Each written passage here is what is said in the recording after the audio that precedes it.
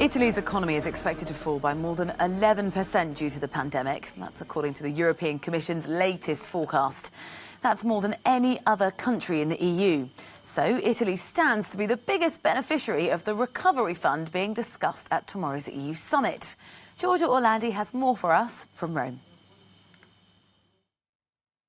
Italy's share of Brussels' planned €750 billion recovery fund is said to be the largest in the EU. But the way the money is policed and the overall size of the EU's COVID-19 response are the two most debated issues among the member states and within the Italian parliament. Judging by the unprecedented fiscal stimulus plan, it looks like Brussels has received Rome's appeal for solidarity. Italy is the country that has been hit the worst by the crisis, but it's also the one that before the outbreak already had one of the weakest economies in Europe. Italy is the only country that went from being a net contributor, meaning that it would contribute more than it used to receive, to being a net beneficiary of the EU, alongside Greece and Spain and other countries. So from that point of view, Italy has already won the battle. In my opinion, I think Italy should get all these funds. Italy desperately needs them. Ahead of the EU summit, Italy's main ruling parties are in fact divided over which financial aid the country should get.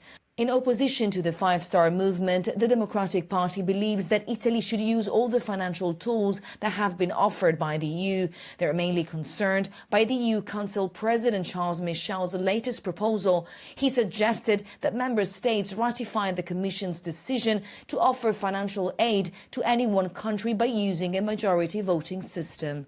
The idea that the decision is taken by the Council would create problems and would look political, even though its backing comes from a qualified majority of member states.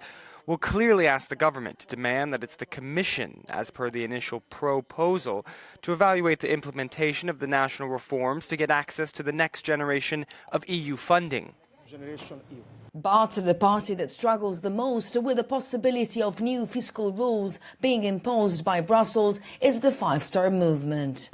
Italy's main priority is to obtain clarity. We don't want to say yes or no to one financial tool or another. First of all, we want the framework to be clear, and then we'll go for what Italy needs.